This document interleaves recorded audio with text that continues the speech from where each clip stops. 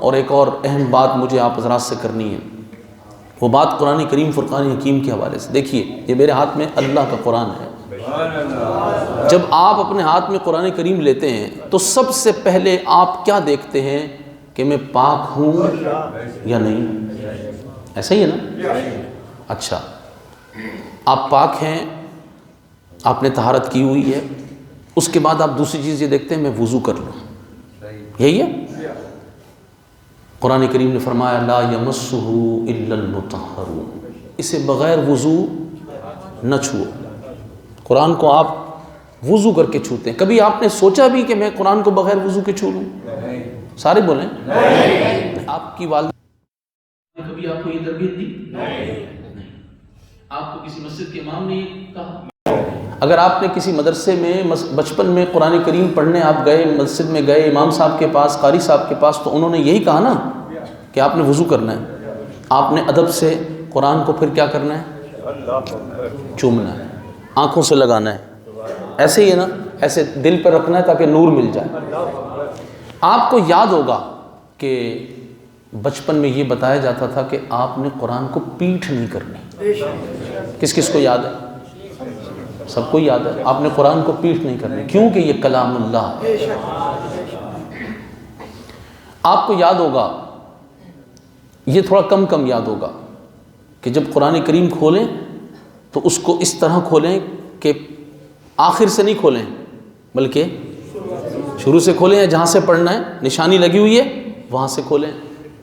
بلکہ مجھے ایک صاحب بتا رہے تھے کہ ہمارے ہاں دیہات میں تو لوگ قرآن کا اتنا ادب کرتے تھے کہ اگر قرآن کریم کھولا اور جس رخ سے پڑھنا ہے وہ رخ نہ کھلا، وہ رخ اس طرف چلا گیا، تو وہ قرآن کو یوں گھماتے نہیں تھے بلکہ خود اٹھ کے وہاں چلے جاتے۔ سادے لوگ مگر باادب۔ میں ایک گاؤں میں گیا جو بہت دور دراز پہاڑیوں کا علاقہ ہے، اس گاؤں میں اکثر موسم سرد ہوتا ہے، تو ان دنوں وہاں کچھ موسم گرم تھا، تو گاؤں کی گھر کی جو خواتین تھیں وہ آپس میں کہنے لگیں کہ چلو قرآن کا غلاف اتار کے اس کو دھو لیتے ہیں، جب ہم قرآن کی تعظیم کریں گے تو اللہ تعالیٰ رحمت کی بارش دے دے گا۔ اتنا خوش عقیدہ مسلمان، قرآن سے محبت کرنے والے، اب کیسا ہی بندہ ہو، آپ اس کو کہیں قرآن اٹھاؤ تو وہ کہے گا نہیں بھائی میں قرآن نہیں اٹھاتا، قسم کے طور پہ وہ لرزتا ہے۔ لوگ مسئلہ پوچھنے آتے ہیں علماء سے، یار دیکھیں بات بڑی سخت ہو گئی ہے، بڑی نزا کی بات ہو گئی ہے، وہ کہتا ہے قرآن اٹھاؤ، تو کہ میں قرآن اٹھاؤں؟ لوگ ڈرتے ہیں نا، قرآن کے تقدس کی وجہ سے، قرآن کے ادب کی وجہ سے۔ اب کیسا فتنہ امت مسلمہ میں لایا جا رہا ہے، قرآن سے کتنا دور کیا گیا، کہ اعلان کر دیا گیا ہے گورنمنٹ آف پاکستان کی طرف سے، پنجاب کے اسکولوں میں تو اعلان ہو گیا ہے کہ ناظرہ قرآن کی تعلیم اسکولز میں لازم کر دی گئی ہے۔ آپ کہیں گے یہ کوئی فتنے کی بات ہے، یہ کوئی بری خبر ہے؟ یہ تو بہت اچھی خبر ہے، لیکن جو باتیں میں نے ابھی آپ کو ادب کے حوالے سے بتائیں ان کو ذہن میں پھر دہرائیں۔ ناظرہ قرآن پڑھانے کے لیے اسکولوں میں تعلیم تو لازم کی گئی، لیکن ان بچوں کا حال یہ ہے کہ وہ جوگر پہن کے بیٹھے ہوئے ہیں، وضو انہوں نے کیا نہیں ہے، 40 منٹ کا ان کا ایک پیریڈ قرآن کا ہے، اور اس 40 منٹ کے پیریڈ میں 40 بچوں کو قرآن بھی پڑھانا ہے، ٹھیک ہے؟ اور اس 40 منٹ میں اسکول میں کوئی وضو خانہ موجود نہیں ہے، کوئی اہتمام موجود نہیں ہے کہ وہ بچے 40 منٹ میں جا کے 40 بچے وضو کر کے آ جائیں گے، 40 بچے اہتمام کر لیں گے اس طہارت کا، اس پاکیزگی کا جو قرآن کریم فرقان حکیم کو چھونے کے لیے درکار ہے۔ اور وہ بچیاں جو بلوغت کی عمر کو پہنچ چکی ہیں، انہیں تو ان ایام میں قرآن مجید فرقان حکیم کو چھونا ہی منع ہے۔ وہ بچیاں جب قرآن کریم اسکولوں میں پڑھیں گی، اگر وہ یہ ظاہر کریں کہ ہم اس حالت سے ہیں کہ چھو نہیں سکتی تو ایک مسئلہ، اگر وہ ظاہر نہ کریں تو پھر ایمان کا مسئلہ۔ تو اس چیز کا بغیر اہتمام کیے اب سیشن جج باقاعدہ پولیس کے نفری کے ساتھ اسکول میں چھاپے مار رہے ہیں، اور جا کر وہ یہ کہتے ہیں کہ اسکول میں قرآن کا پیریڈ کیوں نہیں ہو رہا، قرآن کا پیریڈ کیوں نہیں ہو رہا، قرآن کا پیریڈ کیوں نہیں ہو رہا؟ بلکہ میرے ایک دوست سے میری بات ہو رہی تھی پنجاب کے ایک ضلع میں کل، تو وہ کہہ رہے تھے کہ ہمارے شہر میں تو قرآن کریم کے پارے ہی ختم ہو گئے ہیں، پارے نہیں مل رہے جلدی سے، کیونکہ سیشن جج کا پریشر ہے، ٹیچر کہتے ہیں بس پارے لے کر آؤ، وہ پارے انہی بستوں میں رکھے جاتے ہیں جن کو پیٹھ پہ لادا جاتا ہے۔ جس قرآن کو آپ پیٹھ نہیں کرتے تھے وہ پیٹھ بھی کروا دی، جس کو آپ بغیر وضو کے قرآن کے حکم کے مطابق نہیں چھوتے تھے، حرام کام ہے، وہ بھی کروا دیا۔ معاذ اللہ معاذ اللہ، ناپاکی کے دنوں میں عورت جو ہے اس کے ہاتھ بھی قرآن پر لگوا دیے، اور بے ادبی کا سارا اہتمام ہو گیا۔ اچھا وہ جو آپ نے دیکھا ہوگا اسکولز میں جو ڈیسکس لگی ہوتی ہیں وہ کس ترتیب سے لگی ہوتی ہیں؟ آگے پیچھے، ایک نے پارا رکھا ہوا ہے، دوسرے نے پارا رکھا ہوا ہے، پیچھے 20 ڈیسکیں لگی ہوئی ہیں، 2 بچے بیٹھے ہوئے ہیں، تو آپ بتائیے کیا صورتحال، کیا منظر بنا ہوا ہوگا؟ قرآن کریم کا تقدس ہوگا۔ اب اس کے پیچھے ہے کیا؟ اس بے ادبی کے فتنے کے پیچھے ہے کیا؟ کیوں یہ کرایا جا رہا ہے؟ 70,000 اساتذہ کی بھرتیاں کھولی گئی ہیں، 70,000 اساتذہ چاہیے قرآن پاک صرف پنجاب کے صوبے میں پڑھانے کے لیے، اور 7,000 کو کہتے ہیں ہم ٹریننگ دے رہے ہیں ابھی۔ 70,000 ویکینسیاں، اتنی جلدی خیال کیسے آ گیا؟ کیوں یہ ویکینسیاں نکالی گئی ہیں؟ اس کے پیچھے ایک مشن ہے، اور مدرسہ ڈسکوری پروگرام ہے، آپ جا کر نیٹ پہ بھی سرچ کر سکتے ہیں۔ یہ یہود و نصارہ کے ممالک کے اندر باقاعدہ ایک منصوبہ بنایا گیا ہے کہ مدارس سے، مساجد سے مسلمان بچوں کو دور کرو۔ براہ راست وہ کہیں مدرسوں میں مت بھیجو، پہلے تو مدرسوں کے خلاف وہ جو کرتے رہے، لیکن کہتے ہیں کہ مت بھیجو تو لوگ نہیں مانیں گے۔ اب انہوں نے طریقہ یہ اختیار کیا کہ بھائی آپ کے بچے کو قرآن ہم اسکول میں پڑھا تو رہے ہیں، کیسے پڑھا رہے ہیں، بے ادبی کتنی کروا رہے ہیں، یہ ایک الگ بات ہے۔ ہم اسکول میں پڑھا تو رہے ہیں، بس آپ اس پہ مطمئن ہو جائیں، ہاں آپ کا بچہ قرآن بغیر وضو کے چھو لے، آپ کی بچی ناپاکی کے دنوں میں قرآن چھو لے، وہ اس کی پیٹھ کرتے رہیں، وہ اس کو بستوں میں لاد کر لاتے رہیں، اور پھر آہستہ آہستہ وہ سپارے شہید ہو جائیں تو اس کا کوئی اہتمام نہ ہو، اس کے لیے جو نظام ہے وہ ہو ہی نہ، تو پھر کیا ہوگا؟ جب بے ادبی اس طرح مسلمان بچے قرآن کی کرنے لگ جائیں گے تو آپ بتائیے قرآن اور کیمسٹری، فزکس، بایولوجی کی کتاب میں کیا فرق رہ جائے گا ان کے نزدیک؟ وہ تو ایک پارا ہی لے کے گئے نا۔ بس یہ وہ بے ادبی ہے جو اب یہ حکومت کروا رہی ہے۔ اللہ تعالیٰ نے عقل سلیم دی ہے، آپ کے ماں باپ نے ادب کی بچپن میں دی تھی، کیا وہ اس تربیت میں کچھ زندہ ہے؟ تو سوچیں اور اس بے ادبی کے خلاف اٹھیں، اور اپنے بچوں کو قرآن مجید فرقان حکیم کا ادب سکھائیں کہ یہ رب ذوالجلال کا کلام ہے، اس کو غلاف میں لپیٹا کیوں جاتا ہے؟ یہ عام کتاب نہیں ہے۔ اس کو بلند مقام پہ کیوں رکھا جاتا ہے؟ یہ عام کتاب نہیں ہے۔ اس کو چوما کیوں جاتا ہے؟ یہ عام کتاب نہیں ہے۔ اس کو پیٹھ نہیں کرنی کیونکہ یہ عام کتاب نہیں ہے۔